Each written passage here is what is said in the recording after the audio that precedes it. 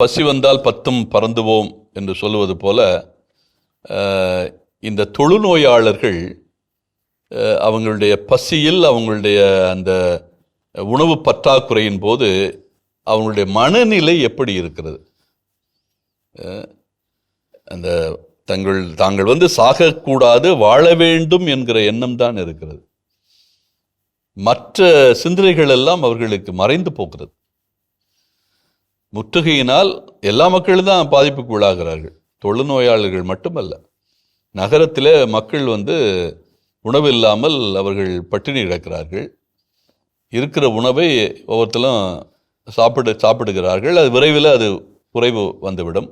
அந்த அளவுக்கு போகவில்லை, இவர்களுக்கு குறைவு ஏற்படுகின்ற அளவுக்கு போகவில்லை, அதாவது கைமீறி போகவில்லை சூழ்நிலை.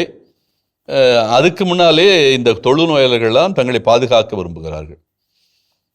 அப்போ அந்த இடத்துக்கு போன உடனே, பாசறைக்கு போன உடனே அவருடைய எண்ணங்கள் வந்து எந்த அளவுக்கு மழுங்கடிக்கப்பட்டு இருக்கிறது என்று பார்க்கிறோம். அந்த பசியினால் என்ன பண்ணுறாங்க? முத உணவைத்தான் பார்க்கிறார்கள். எதை பார்க்க மறந்து விடுகிறார்கள்?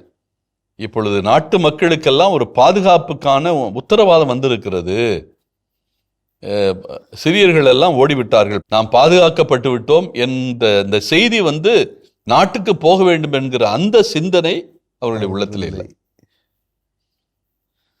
இதுதான் இன்றைய உலக நிலை. மனிதனுக்கு எதுதான் பிரதானம்? வயிறு தான் பிரதானம், வயிறு தான் முக்கியம்.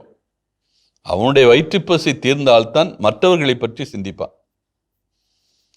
அவனுக்கு பசி இருக்கிறது வரை மற்றவர்களை பற்றி சிந்திக்க மாட்டான். இது உலக இயல்பாகவே இருக்கிறது. அப்போ ஒரு அனுபவமுள்ள மனிதன் அல்லது பக்குவப்பட்ட மனிதன் என்ன பண்ணணும்? தன்னுடைய பசியை பார்ப்பதை விட பிறருடைய பசியை பார்க்கின்றவனாக இருக்க வேண்டும். தன்னுடைய வேதனையை விட பிறருடைய வேதனையை பார்க்கிறவனாக இருக்கணும். தன்னுடைய துன்பத்தை விட பிறருடைய துன்பத்தை பார்க்கிறவனாக இருக்கணும்.